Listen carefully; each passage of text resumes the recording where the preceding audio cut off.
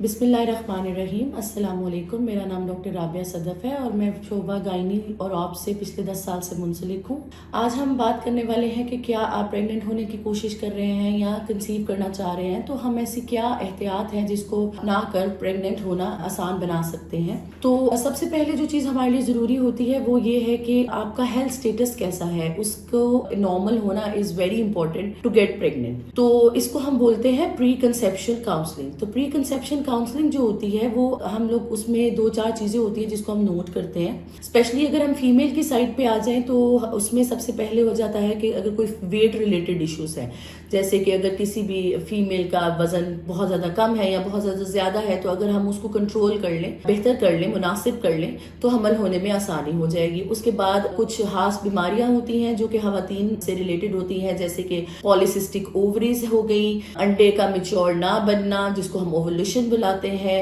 Tubes का कोई problem होना, एंडोमेट्रियोसिस टाइप कोई मसला होना, या अगर कोई बच्चेदानी के इर्द गिर्द या बच्चेदानी के अंदर फाइब्रॉइड्स है, रसौलियां जिनको हम आम जुबान में बोलते हैं, अगर ऐसा कोई प्रॉब्लम है तो उसको हम टाइमली पता करवा सकें और उसका इलाज करा सकें, क्योंकि उनका नॉर्मल होना बहुत जरूरी होता है प्रेग्नेंट होने के लिए। उसके बाद अगर आप पहले से कोई दवाई ले रही हैं, जैसे कि शुगर के लिए, ब्लड प्रेशर के लिए, थायराइड जैसे किसी प्रॉब्लम के लिए, तो उसको हम ऑप्टिमाइज करें। ऑप्टिमाइज का मतलब कंट्रोल करें, और अगर वो कंट्रोल हो जाएंगी तो हमल होना आसान हो जाएगा और हमल हो के कामयाब होना उसका और आसान हो जाएगा।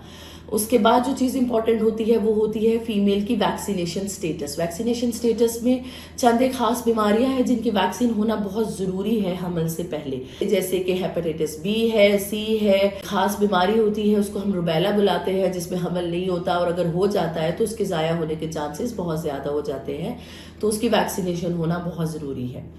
उसके बाद चंद एक वाइटामिन्स होते हैं जिनकी कमी जो है वो प्रेगनेंसी होने के लिए या प्रेग्नेंट होने के बाद अच्छी नहीं होती, जैसे विटामिन डी हो गया या फॉलिक एसिड हो गया। फॉलिक एसिड जो है हमारा कम से कम जो है ना हमल होने के 3 महीने पहले से हमें लेना बहुत जरूरी होता है। उसके बाद जो चीज़ हम लोग पेशेंट को एडवाइस करते हैं, अपनी फीमेल पेशेंट को, वो होती है हेल्दी ईटिंग। हेल्दी ईटिंग से मतलब होता है जैसे बहुत ज़्यादा फास्ट फूड ले रही हैं या कोई ऐसे ड्रिंक्स ले रही हैं जिसमें हम कोक वगैरह होता है, जैसे लोग यूजुअली सॉफ्ट ड्रिंक्स या फिजी ड्रिंक्स बहुत ज़्यादा लेते हैं, उनको अवॉइड कर लेना चाहिए, जो बहुत ज़रूरी होता है। उसके बाद लाइट एक्सरसाइज जिसमें हमारे साथ वेट मैनेजमेंट भी आ जाती है। And third and most important thing is stress. Stress को कमी करना उसकी बहुत ज़रूरी होती है हमल होने के लिए। तीसरी चीज़ जो हमने इसके बाद बात करनी होती है वो होता है कि हमें मरीज को सबसे पहले ये बता सकें कि उसके साइकिल की लेंथ कैसी है, क्योंकि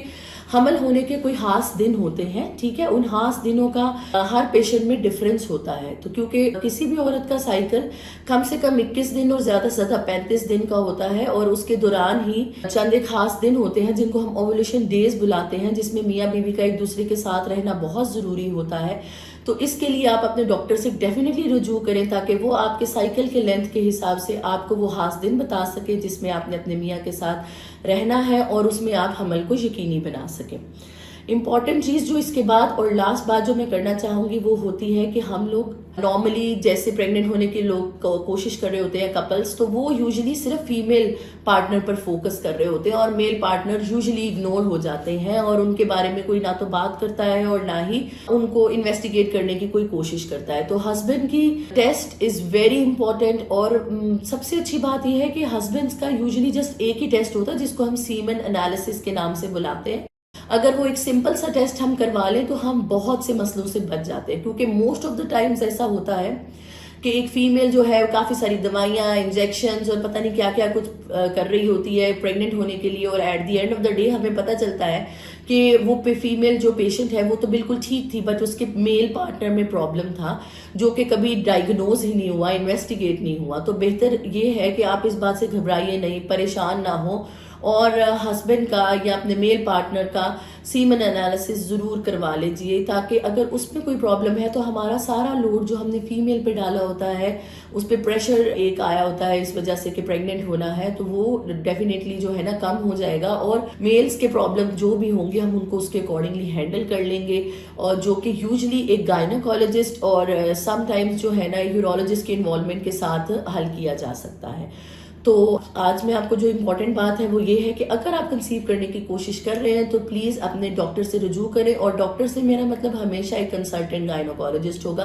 ताकि आप अपना प्रॉब्लम ठीक से सुना सकें और वो सुना जाए और उसका हल किया जाए। आज के लिए इतना ही काफ़ी है। हम अपनी नेक्स्ट वीडियो में आपसे ज़रूर मिलेंगे। तब तक के लिए अपना बहुत ज़्यादा ख्याल रखिएगा। अल्लाह हाफिज़।